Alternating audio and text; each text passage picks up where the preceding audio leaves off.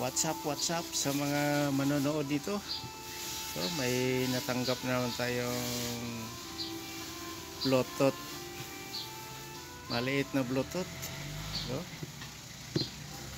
concern ng may-ari. Hindi na mag-charge. So, saka yung switch on off switch niya naputol na yung plastic. So, ito gagawa natin ng paraan. Saka yung charging port papalitan natin kung sakaling palitan. So, may flashlight pa. Ito yung model nya HD 5101. Maliit lang siya guys. Hi-Fi. So, bubuksan natin to. I-charge muna natin to kung mag-charge ba. So guys, walang charge. Hindi nag-charge. So, lagyan natin. Ay, maluwag. Parang naputol ata sa loob. So, galaw-galaw na. Sa schematic natin, walang ampere na lumalabas. Ayan. Buksan natin to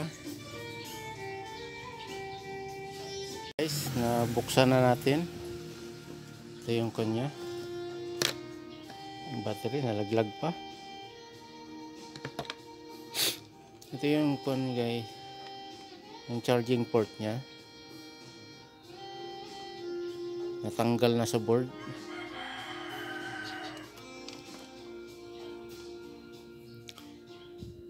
Yan galaw-galaw na. Kaya hindi na mag-charge to. Okay. Ito yung natin.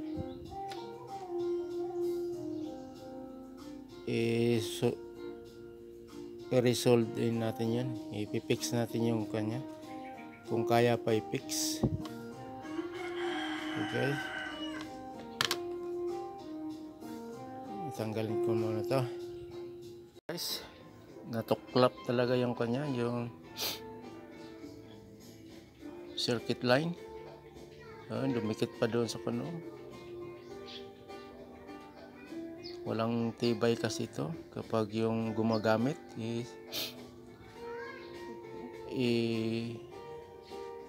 galaw-galaw nila yung charging kapag hindi mag-charge.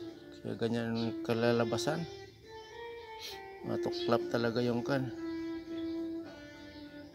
mga circuit pad niya.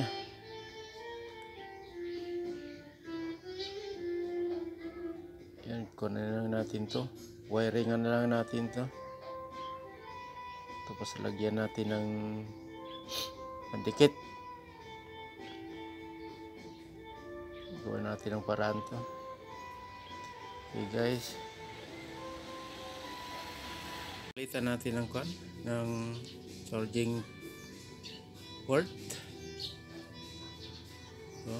So bumuka na kasi ito.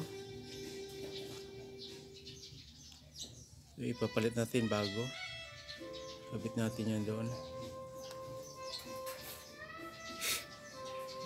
Saka itong switch nya, tanggalin natin to.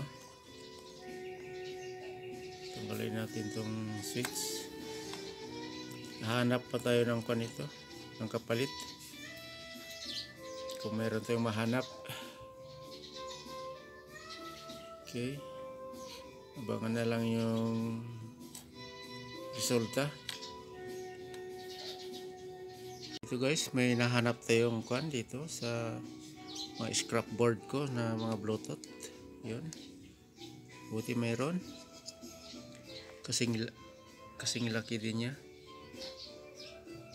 Yan.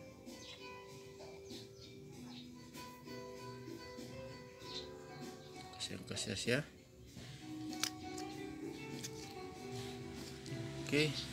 Ito yung papalit natin guys. Mga IC. Mayroon pa dyan. May pagkahuyan tayo. Tapos natin ilagay yung bago. Saka yung napalitan tong switch. Yan. Tingnan maigi. Kalagay. Ayan. Parang solid niya ata yan. Better than factory. Okay. So sa kon din. So yung switch. Palitan na. Okay. So ito, itry na natin sa kaha niya. Kung mag-charge na ba. Parang wala akong nakitang indicator light dito.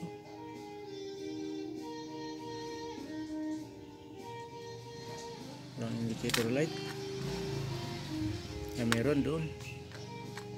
Yun pala. Doon sa lalim. Yan guys. Yun. Focus ka naman. Ano pambihira.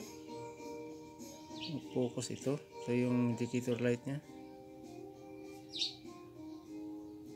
Bago tong ko na to. Telepon na to. Need na atang palitan ng bago. Ng iPhone. Wala nga ibili. Kukuha man tayo ng milyon sa kan. Sa Malacanang. Isang malita. Para makabili tayo. Okay, ito na guys, abangan nyo doon sa body nya kung ilaw na ba. May ilaw na siya. Ayan, nag-charging na. Nalagay natin yung battery. Doon, may 0.4 doon sa schematic natin. Kasi drain na drain yung battery. Tinister ko to 2.9 na lang instead of 3.7 volts. Okay, charging na siya guys.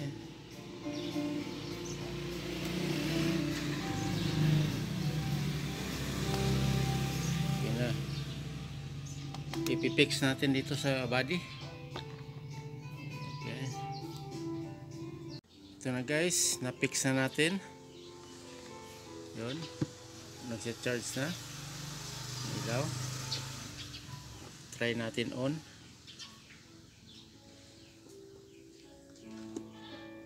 Yun. The Bluetooth device is ready to pair. Ready to pair na. Okay na to guys. Under na. Message. Okay na. Ito lang yung pinalitan natin. Dalawa. Switch. At saka charging port. Charging pin to. Yan yung port nya. I-mode natin. FM tuner. Kani ang pinakanami para na ako. Matapang pero suave, Kopiko Supremo. Palit na. Okay guys, okay na to. Success na. Okay. See you in the next video. What's up sa mga subscriber natin dyan? What's up?